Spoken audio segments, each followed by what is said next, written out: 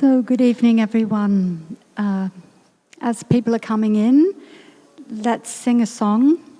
Does anyone know song number 20? You are a Buddha to me. You do? Good. Come up here.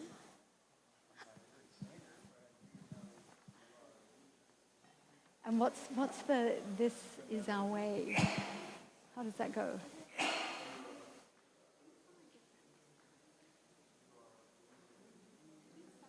Okay.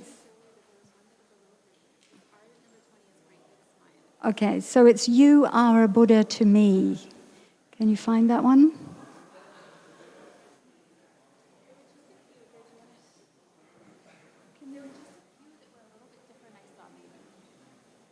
I don't know why, but do you have "You are a Buddha to me" on I there? don't have it on this one. Okay.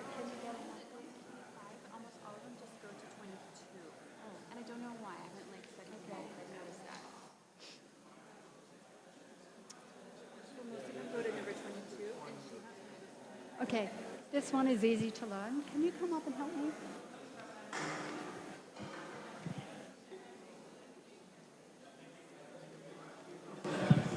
It doesn't matter if you, because I just don't know this one. We'll do it line by line and get them to repeat. I'm seeing if I can recognize someone who's even better than I am, but Believe in yourself. Oh, we can put those back there so people can yeah. count it out. You have a bell. Don't recognize any singers here.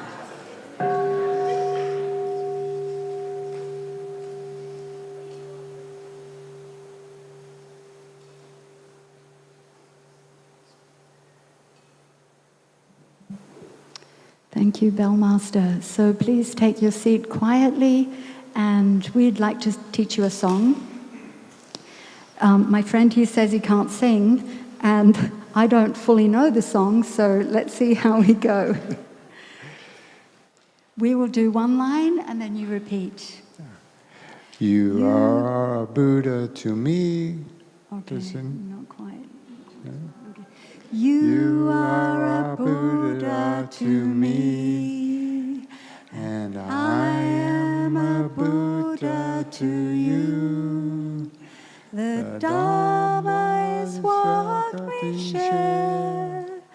The Sangha is how we care. This is our way. This is our truth. This is our life. Is that right? Well, I don't know if it's right or not, but that's the one we're singing tonight. Yeah, I love it. So if you don't have it on the sheet, if you do have it on the sheet, you are a Buddha to me, number 20. If you don't have it on the sheet, you just follow and learn quickly. Yeah. We'll do it again. You are a Buddha to me, and I am a Buddha to you. The Dharma is what we share. The Sangha is how we care. This is our way. This is our truth. This is our life. Great. Okay, and now final time, as if you know it. You are a Buddha to me, and I am a Buddha to you.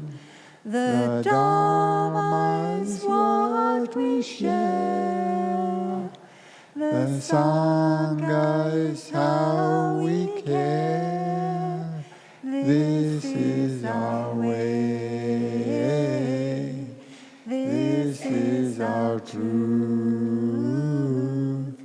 This is our life. Great. Flowers to those who dared to sing. Thank you, dear friends.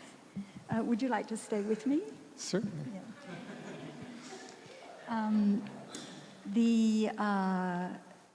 I Like the Roses. On my sheet, it's number 10. I don't know about yours. I like the roses, I like the daffodils. Which is about Australian animals. Okay. I like koalas.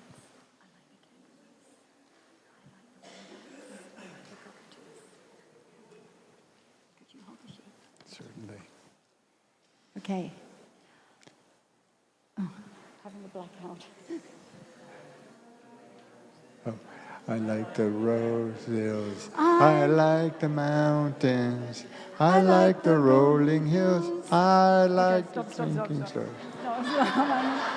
I like a good bit of cacophony, but I would like to sing this one together. So let's try again. I like the roses. I like the daffodils. I like the mountains. I like the rolling hills. I like the twinkling stars when the sun goes down. Shoobity doobity doobity doobity doobity doobity doobity doobity doobity doobity doobity doobity shoobity doobity shoobity doobity doo. I like the rabbits. I like the squirrels too. I like the bluebirds. I like the roaming moose. I like all animals like me. Shoobity doobity doobity doobity doobity doobity shoobity doobity shoobity doobity shoobity doobity shoobity doobity shoobity shoobity doo. And did you know there is a third verse about Australian animals? Yeah, so I'm originally from Australia, so this verse is the most important verse, which we'll all learn together. I like koalas. I like the kangaroos. I like the wombats. I like the cockatoos. Okay? Together. I like koalas. I like the kangaroos. I like the wombats. I like the cockatoos. I like animals, all animals like me. Shoobity doobity shoobity doobity shoobity doobity shoobity doobity shoobity doobity shoobity doobity shoobity doobity shoobity doobity doo. Thank you. Is that your favorite song? Do you know why that's such a favorite song? Because it's a kid's song and it brings out the little child in us. So I thought that would be a good song for us to start off the evening. Thank you, Brian.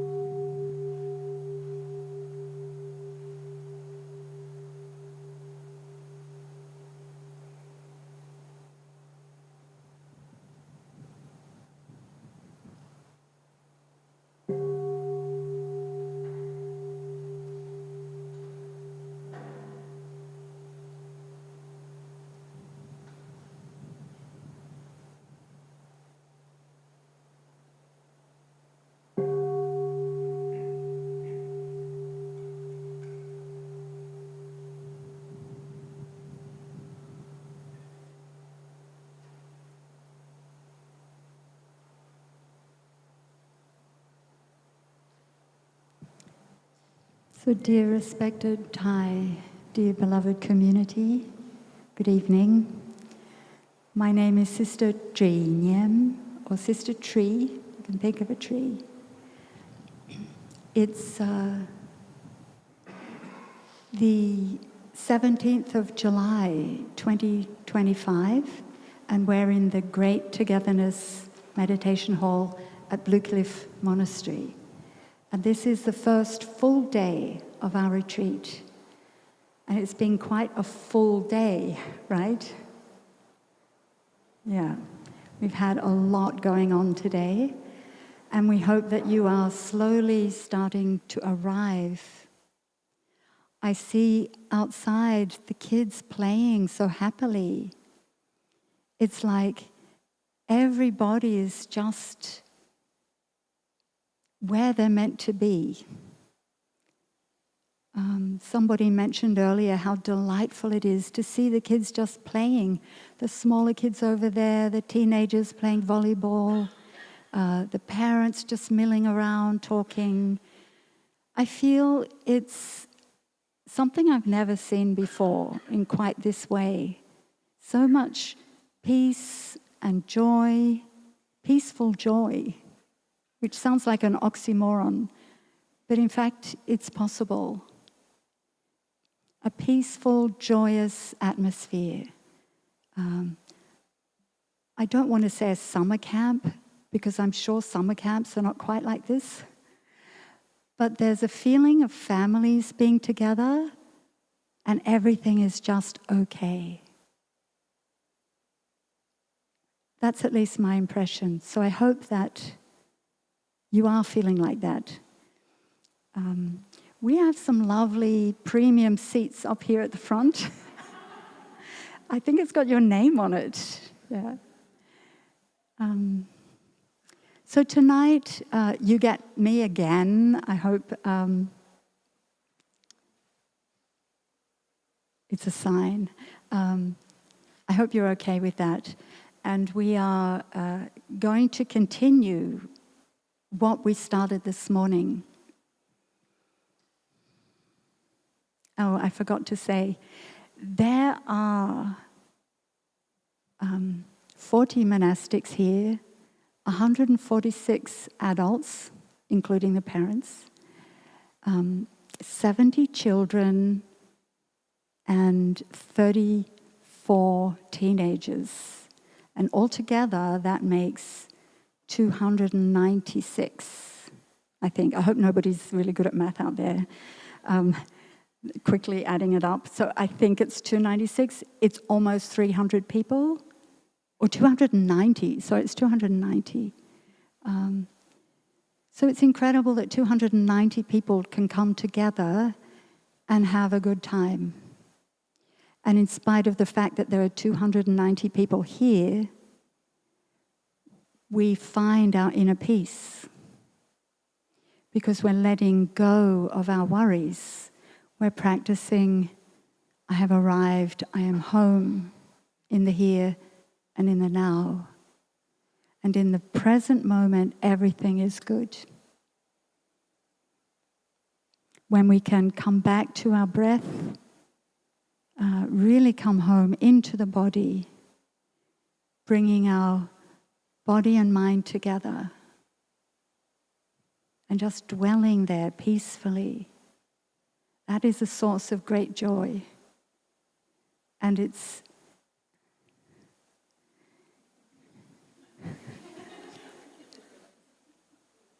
oh, right, the kids have got their own programs. Yep. Yeah.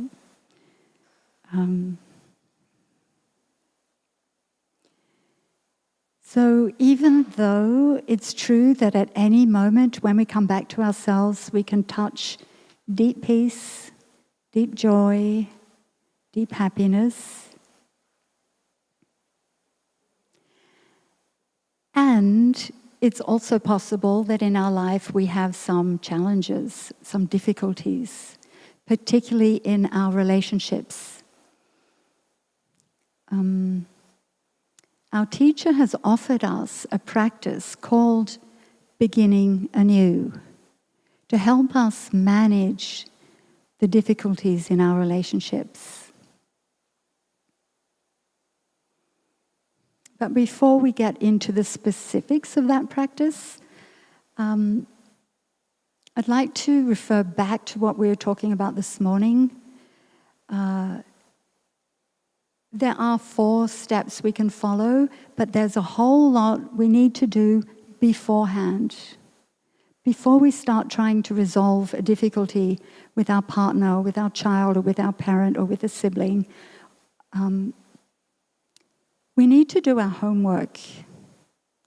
We need to bring our focus inwards. So most of the time, our focus is outwards. And our eyes are a very powerful and influential sense organ. So what we see has such a huge impact on us, and sometimes it feels like our eyes are leading us, right? My eyes are going first, and the rest of me is following. But in our practice, we try to recognize when that's happening and bring the eyes home. Bring ourselves home. Turn our gaze inwards.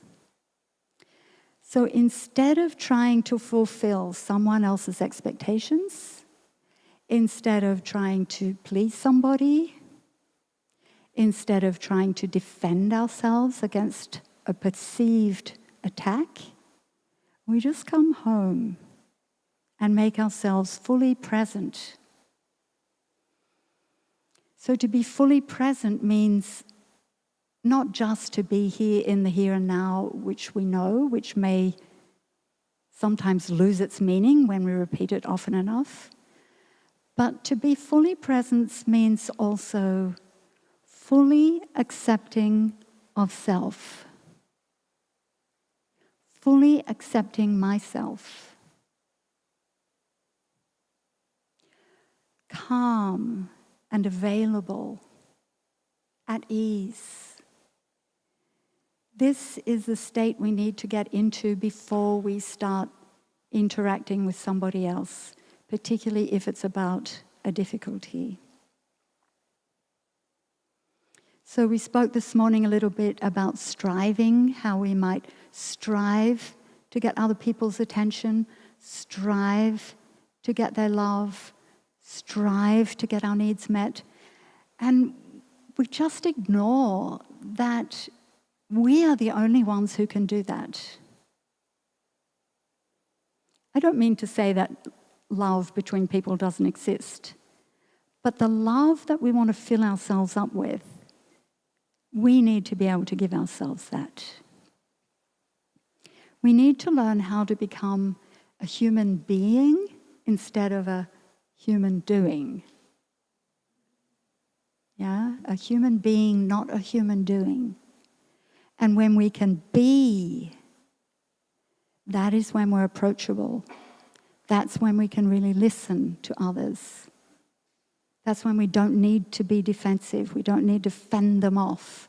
We don't need to justify ourselves. We don't need to explain why we did something. You know, our teacher was a good example of that.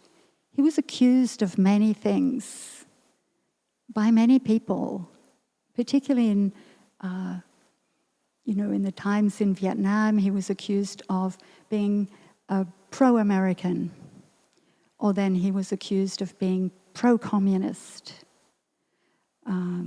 He was accused of not being patriotic, not being loyal to his country. He was accused of being a traitor. And none of those things were true. But he didn't get up there and try and defend himself and convince the other person or people why they were wrong.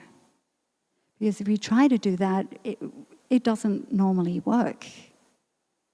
But when we are able to calm ourselves down and be who we are and practice being, then people can listen to us and we can listen to them. So we stop the outward focusing and we bring our focus in.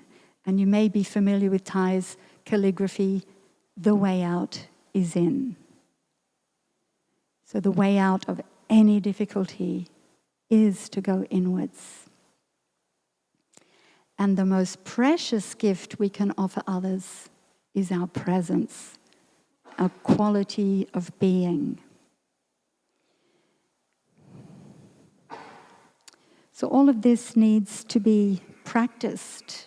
You know, hearing about it isn't enough. Wanting it isn't enough. We have to actually practice it.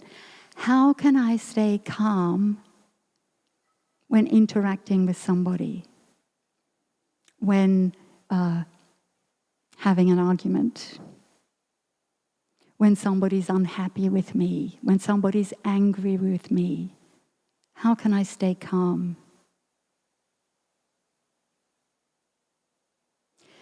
Particularly in close relationships within the family unit, we so often feel fearful that we're being attacked and that love is being withdrawn. We can't actually hear what the other person's saying, what their suffering is, because we're so busy fending off the attack. And why do we do this?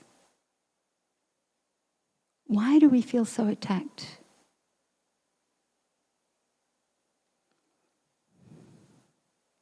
Well, it's kind of a remnant, like we saw this morning. What happened to us in childhood colors how we are for the rest of our lives. Of course, we can transform many things, and many things we can't transform. Some things we will always have our whole life long. Those really annoying things we wish we could transform, maybe they will always be there. But our awareness about them will grow, and our capacity to accept it will grow. So the question is, who is not accepting who? Is it my partner not accepting me? Is it my mother, my father not accepting me? Or is it me not accepting me? From my own experience, I know that it's me.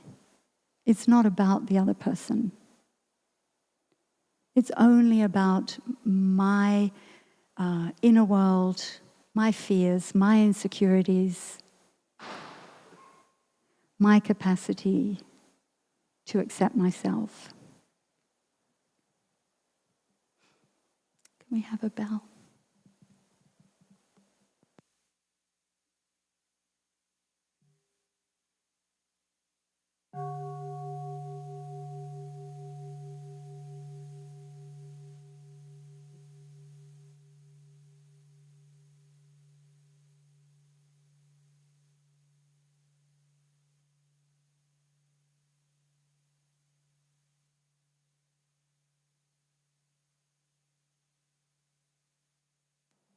So please allow me to get up and write something on the board.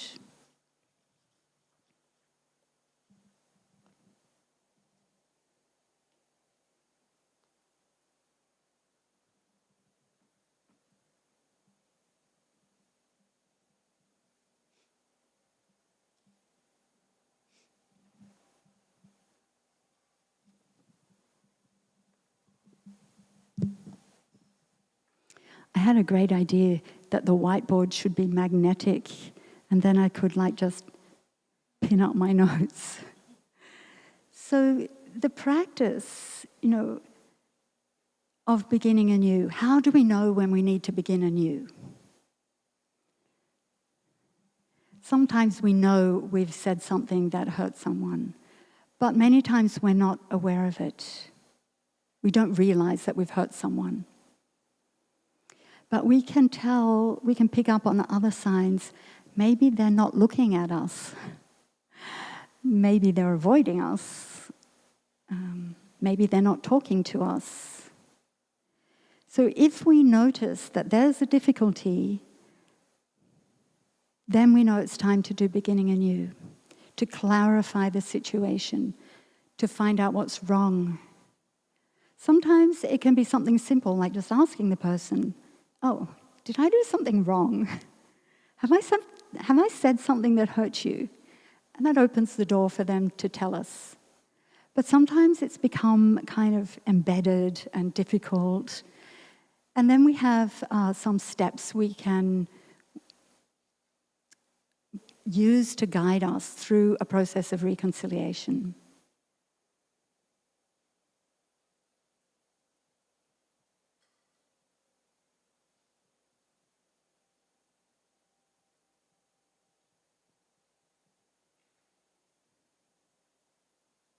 The first one is flower watering, and I'll explain in a minute what that is.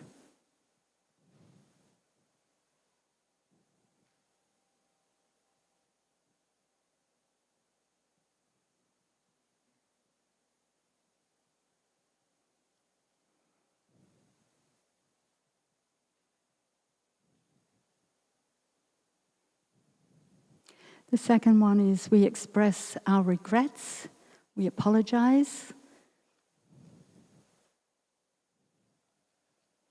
The third one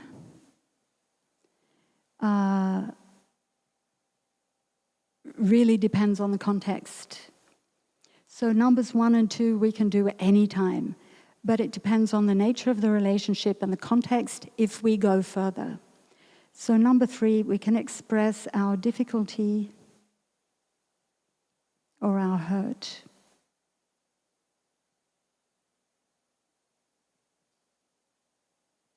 And number 4, so number 4 varies depending on who you ask. There are many different ways to think about the 4th step. For me, I like to think of it as asking for support.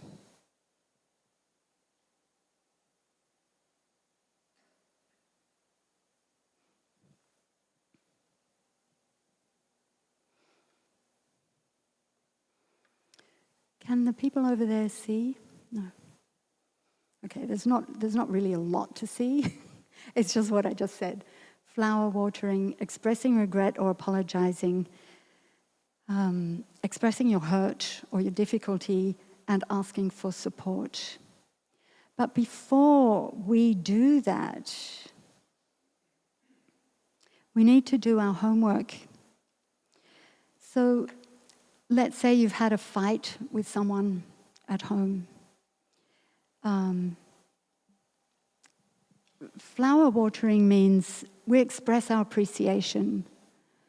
We express our gratitude in very concrete terms, or we express what we appreciate about the person, their qualities, their talents and skills, the kind things they've done. This has to be extremely concrete. So a bad example of flower watering is, I love you. I don't know how many people react badly to that, but I do. I love you. It says nothing. What does it say? It says nothing about me. I want to hear what you really appreciate about me. I love the way you XYZ. Yeah. I'm so grateful that you did all my jobs for me last week. Thank you so much for picking me up when it was raining. So really concrete things that display your gratitude. Expressing regrets might be, I did have an example. Let me see.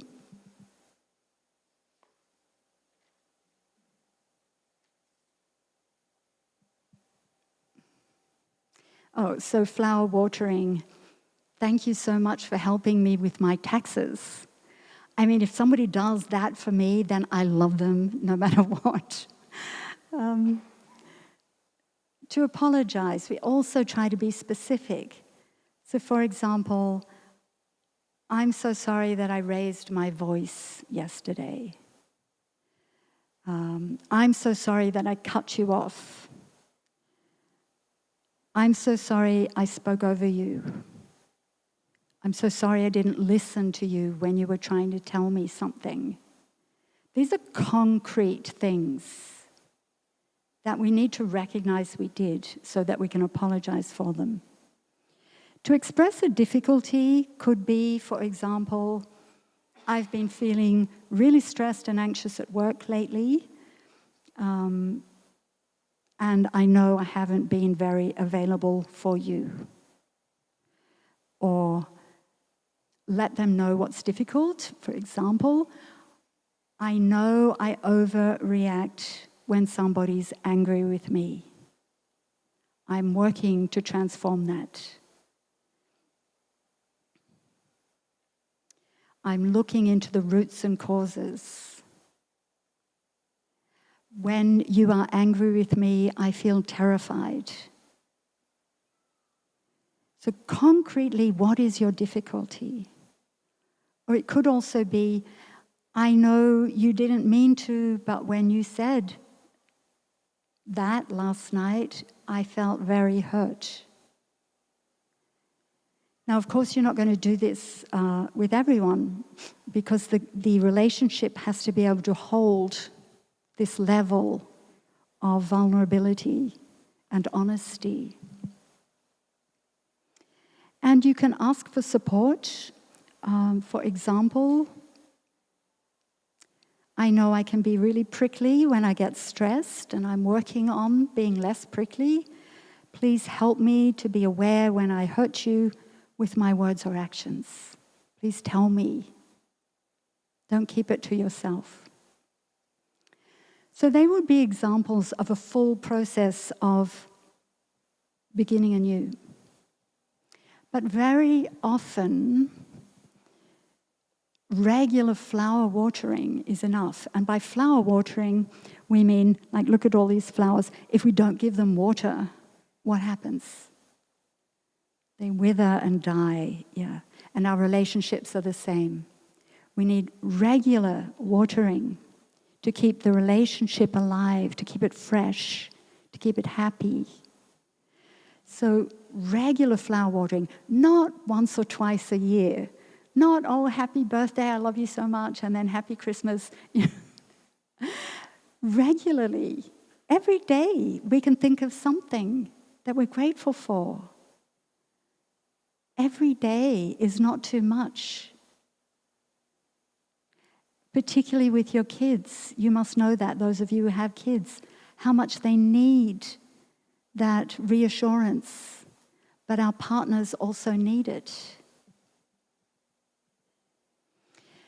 So sometimes if we have a very big difficulty and we haven't practiced reconciliation, then we may need to do flower watering for a very long time before we do anything else to establish trust, or flower watering and apologizing. And apologizing as soon as we realize we've done something potentially hurtful. We don't need to wait until we see the reaction. We can apologize immediately. If our flowers, our partner's flowers, have been dry for a very long time, we need to water them for a long time and apologize before we do the next two steps.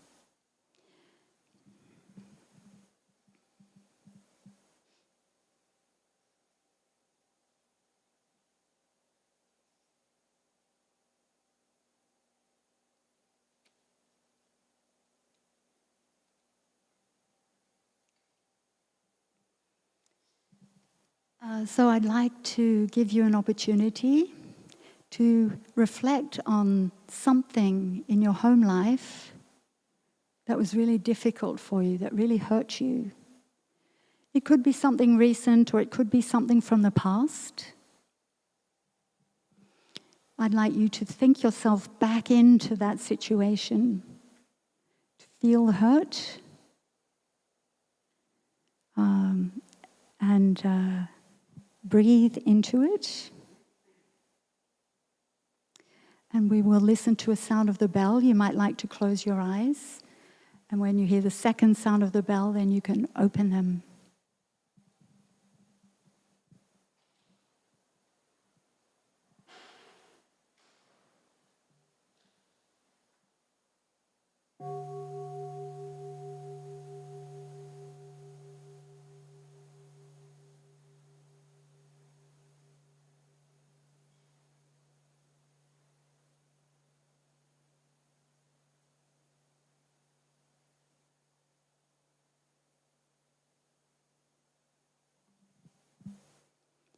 Think about the situation, what you did, what the other person did, how you felt, what you said or did.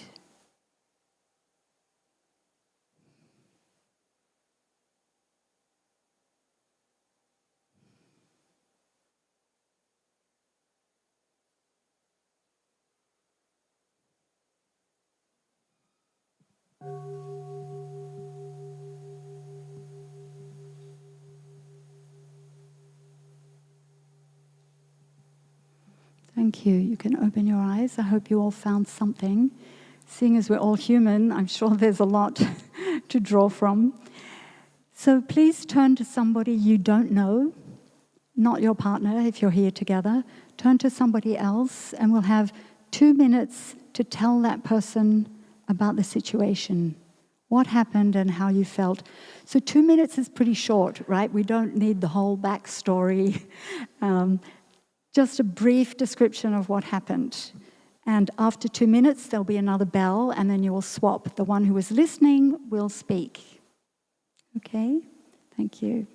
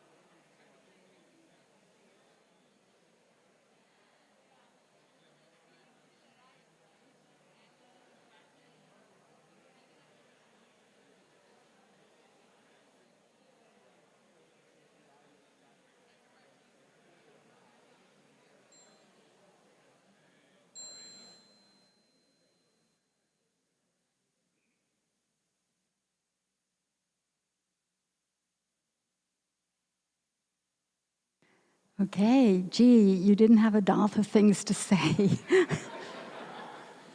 This hall was just filled with sound. But what was it filled with? Was it filled with blaming? Was it filled with pain? How many of you still think I was right? Good, one honest person. Be honest, be brave. Who thinks they were right? Yeah, most of us, yes. How many think the other person was wrong? Yeah, that's very human. And that is our natural tendency, particularly with kids. You know, there's a family retreat, and most of you have kids, or I don't know how many do, but you see it with kids very clearly. Any injustice, wah, he took it, right? Or she broke my toy. Our immediate reaction is suffering and blaming. But now we're adults. So what we can recognize is, if it's hysterical, it's historical. Now, I wish I'd come up with this on my own, but I didn't. I heard this from a trauma therapist who heard it from somebody else he didn't know anymore, so I can't fully attribute the source. But it is so helpful. If it's hysterical, it's historical.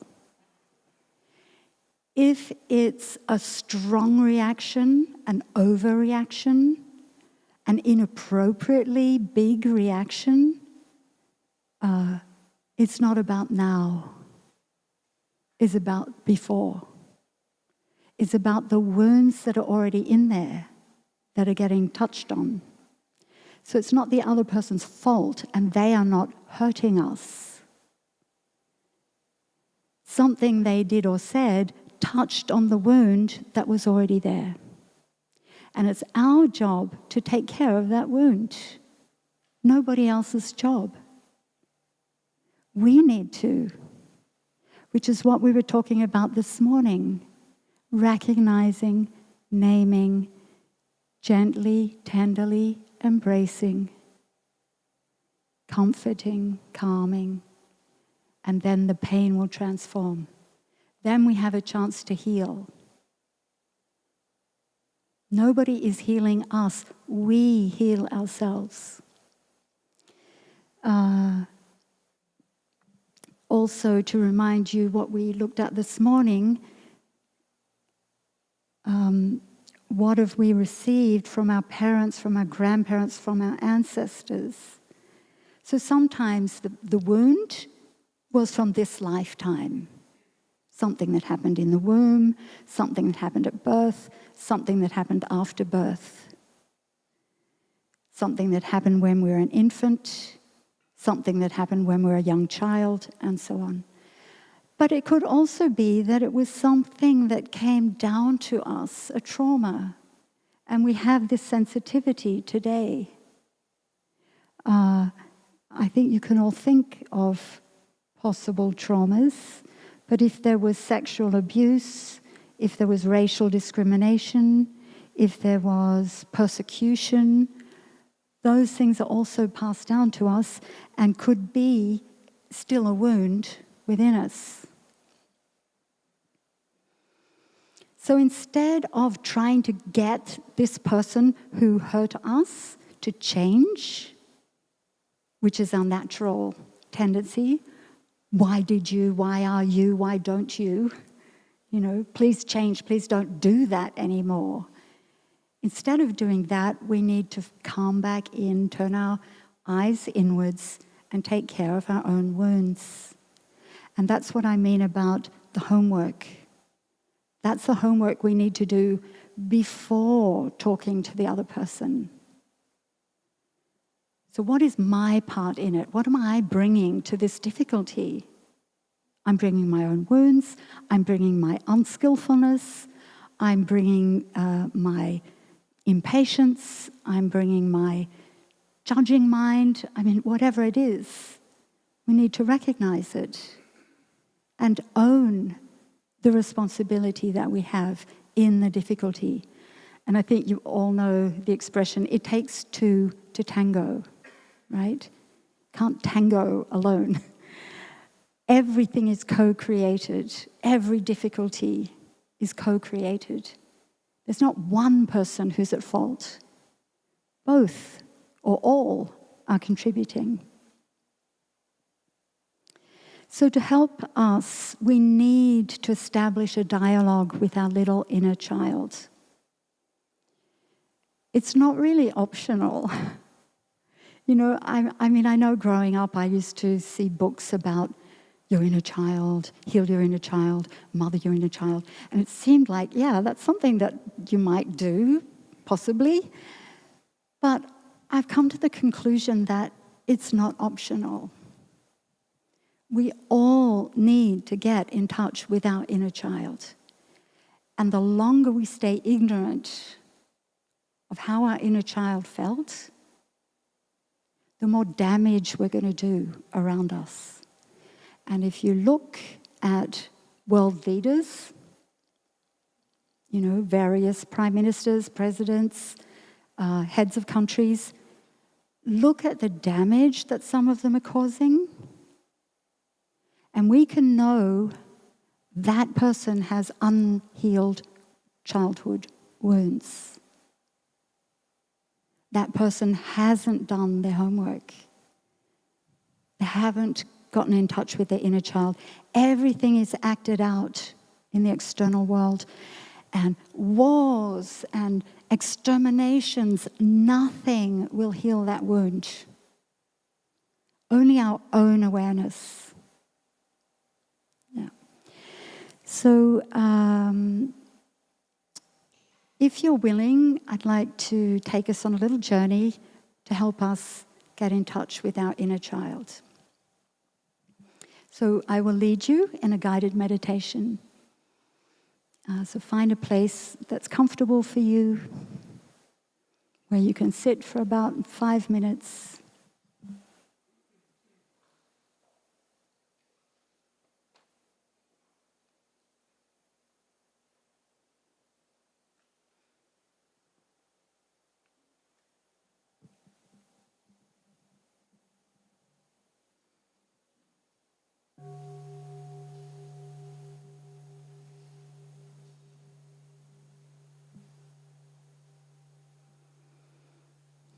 Sitting on my cushion or on the chair, I come back to get in touch with my body. I feel the points of contact between my legs and the cushion, mat, chair. My back is straight. My breath moves in and out easily. There's a smile on my face.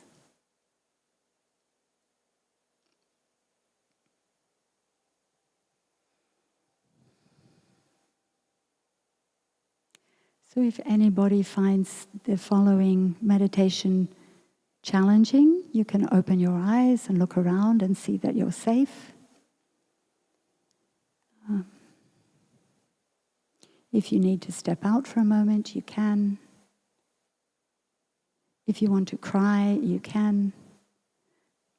But maybe none of those things will happen.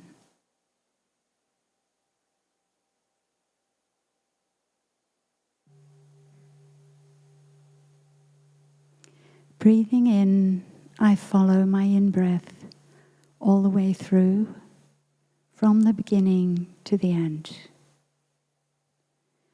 Breathing out, I follow my out-breath all the way through, from the beginning to the end. Following in-breath, following out-breath.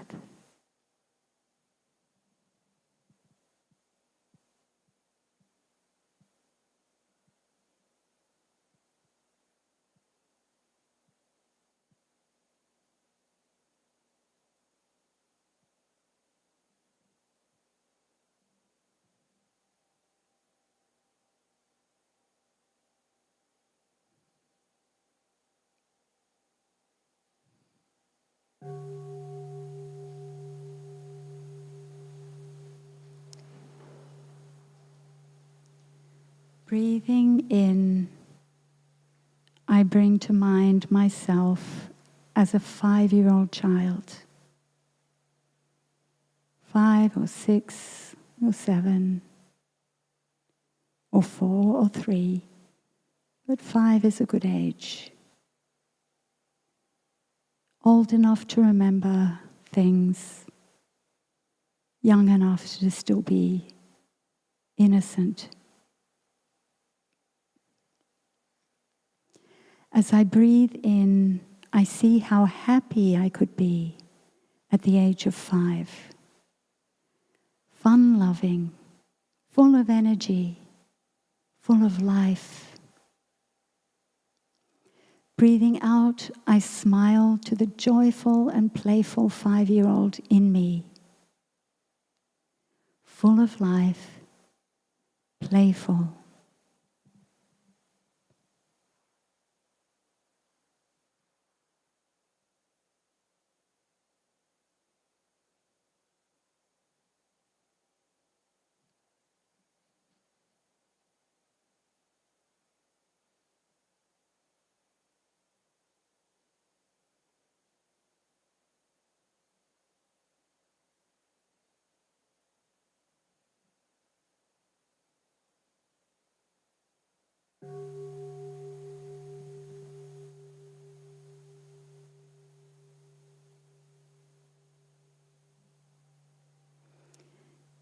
Breathing in, I see how easily hurt I could be at the age of 5.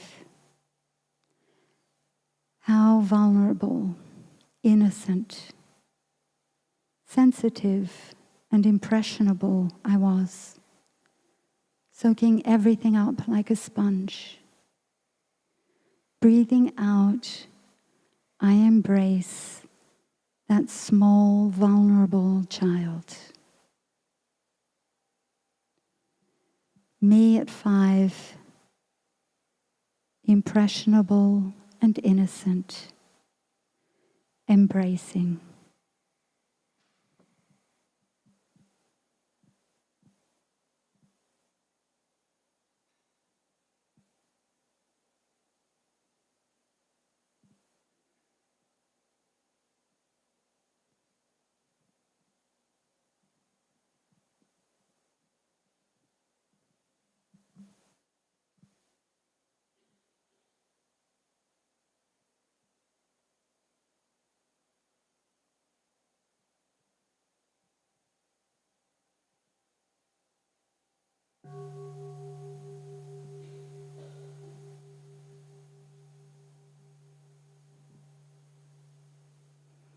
Breathing in, I see how sometimes I was sad, hurt, lonely, and angry.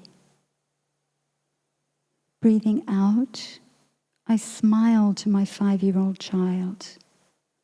I embrace, soothe, and console my inner child. Sad, hurt, lonely, or angry. Embracing, soothing, consoling.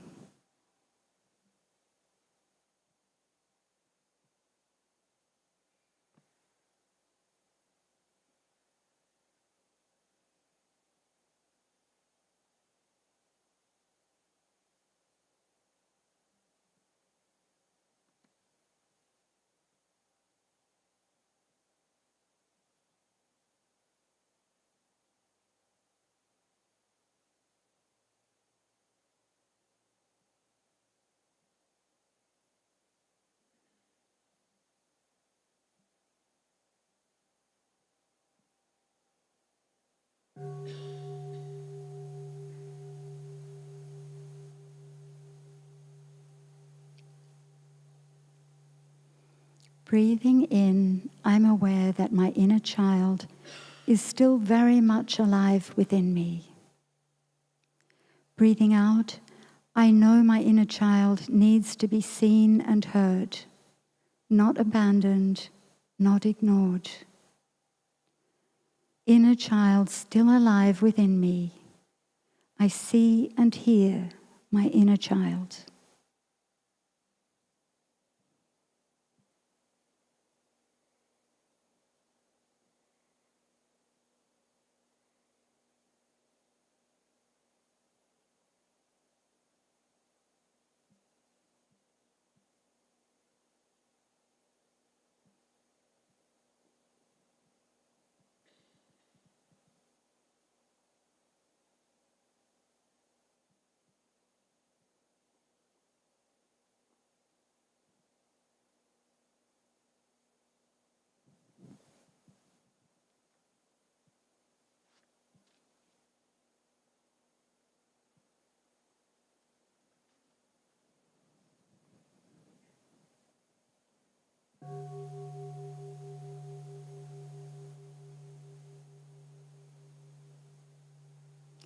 Breathing in, I hold my inner child tenderly with love and compassion.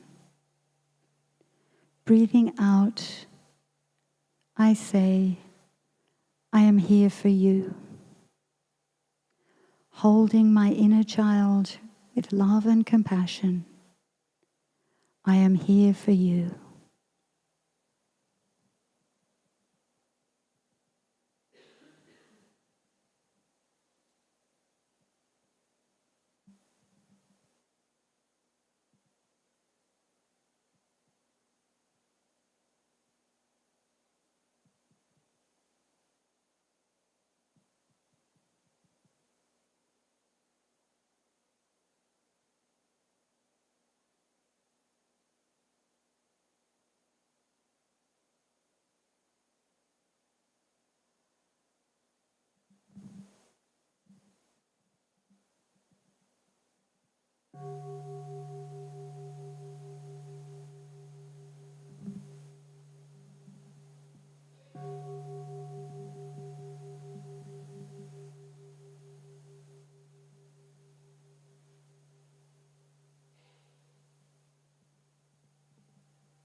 So thank you, everyone.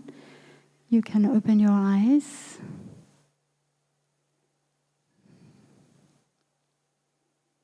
And I'd like to share a hug that I learnt from Peter Levine. This is a really, really lovely hug. When you feel you need consoling, so it's not like this, it's almost like that. But take your right hand, put it under your left armpit, close it. Feel how warm and maybe how wet. So warm. And then the other hand,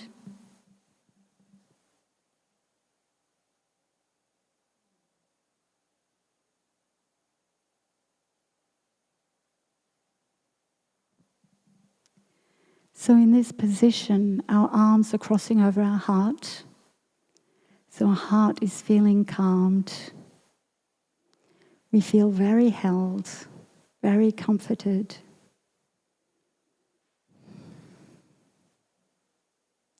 So that's what you can do, and that's what you can teach your kids to do when they're distraught, when they're upset, when they're sad. Just give yourself a little hug and say, I'm here for you. I hear you.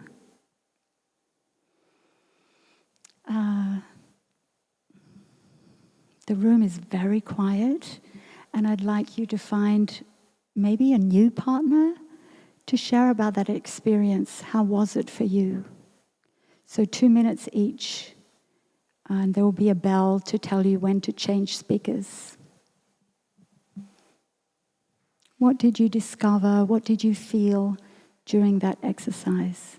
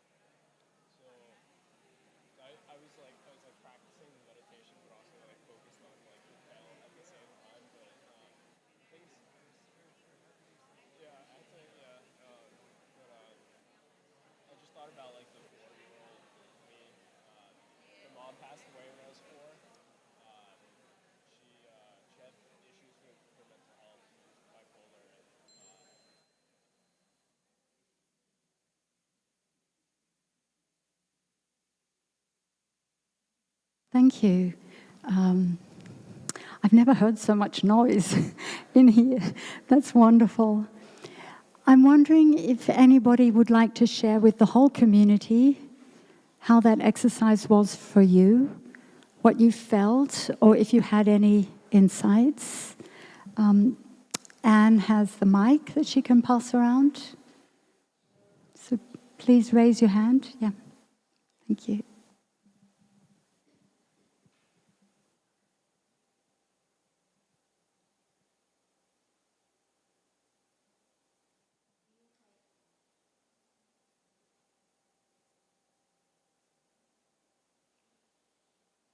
Is it on? Oh, okay. Who's this one?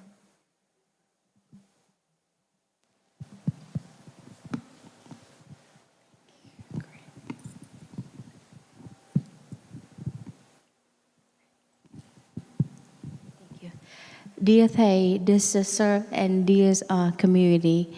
So my friend and I were chatting a little bit about their practice, because when I told her that I was blessed to grow up in a family that had parents, mom and dad raised me together. So I have a wonderful childhood. So when I have a practice about my childhood, I was so happy. And then she asked me, well, remember when you sharing during our Dharma sharing, you share about how sometimes I get angry at my son. Do you understand how that coming from? I was like, maybe I know the reason why, because I do have high expectation for my kids. So the reason is because my parents have high expectation for me. So when I was his age, I know that when I'm going to go do my homework, when I get it done, everything is done. But my kids, they are not. If I don't remind them, it's never done. And so I was like, maybe that I need to tell them the reason why they need to follow, or where do they get the lacking off from, because that's not from me, maybe from my husband.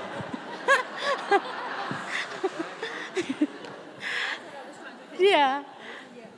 I'm not calling him out, just kidding.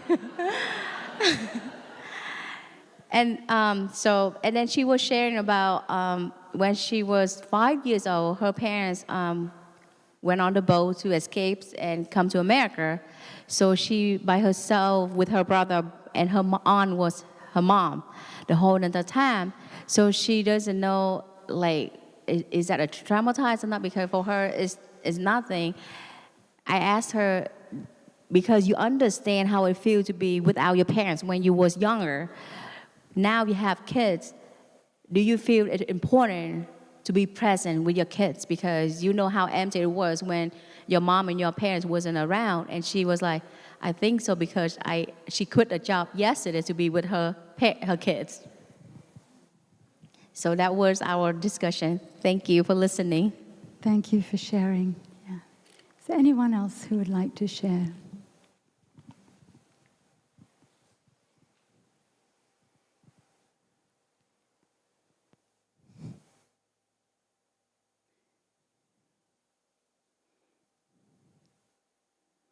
Okay.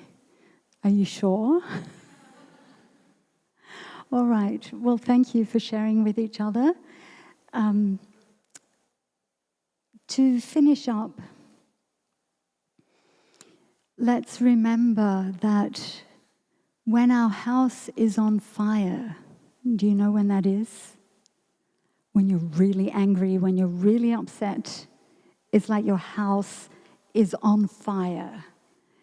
And the Buddha asks, or Thai told this story, if you run after the arsonist, your house will burn down. So when your house is on fire, forget about the arsonist, the person who started the fire. Just go home and put out the flames. Yeah, that makes such sense. So when you get angry with your kids, with your partner, with your parents, with whoever, stop and breathe. That's the same as coming home to put out the fire. Breathe, don't react. Breathe, don't say anything. Don't do anything. I mean, don't slam a door, don't break a cup. You know, obviously, none of us are going to hit the person, right? But we may have that impulse sometimes. Don't do that. Just come home and breathe.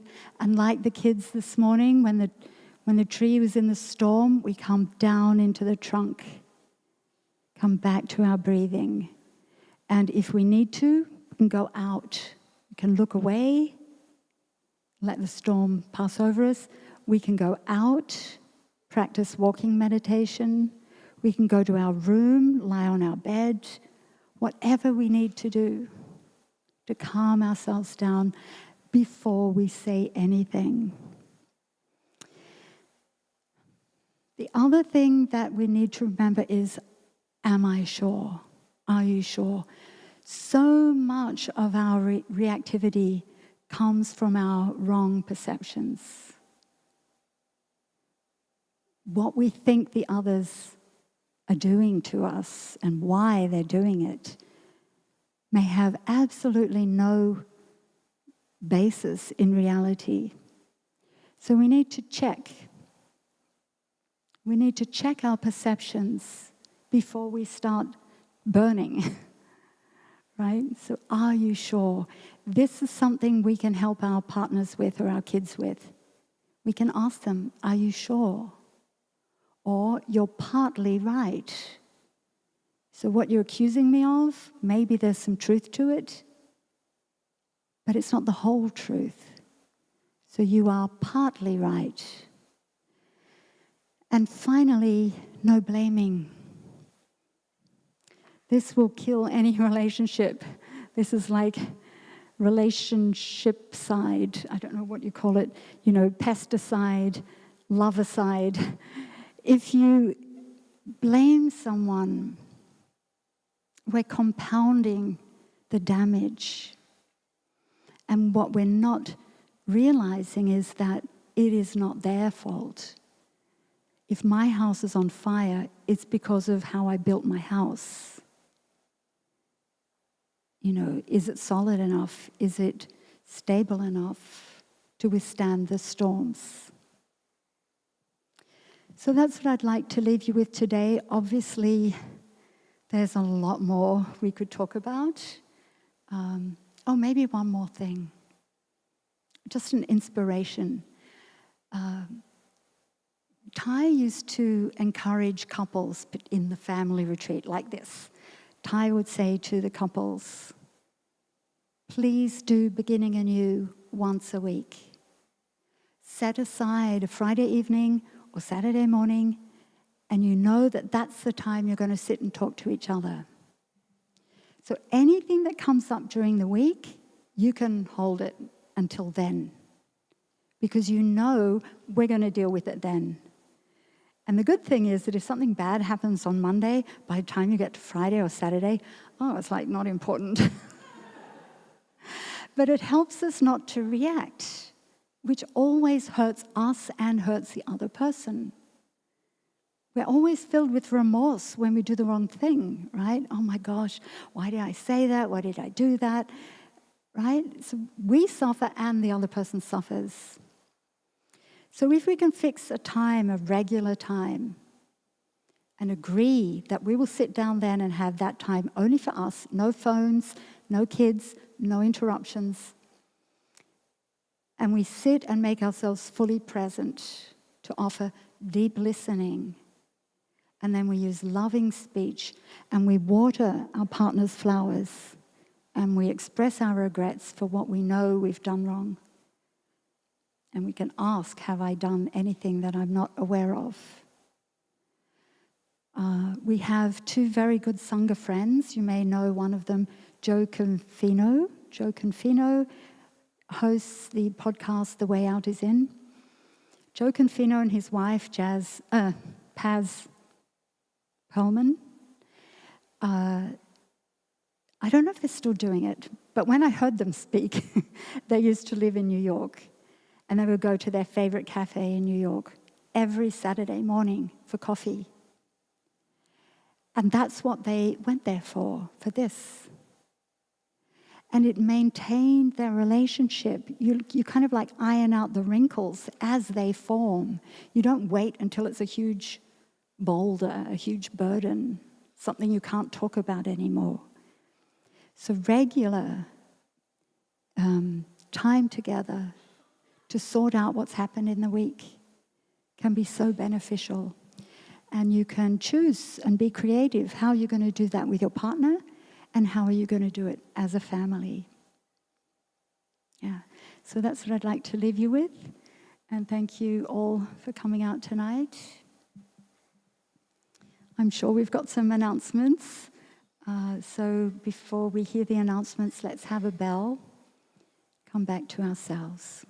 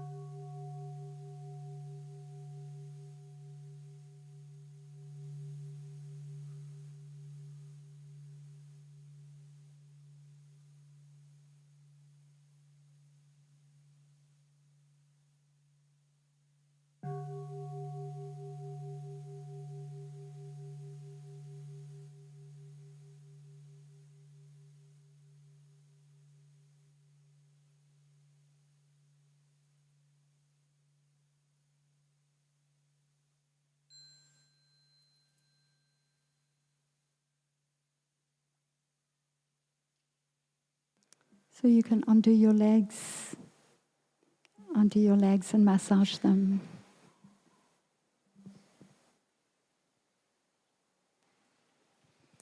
Thank you so much, Sister. What a beautiful continuation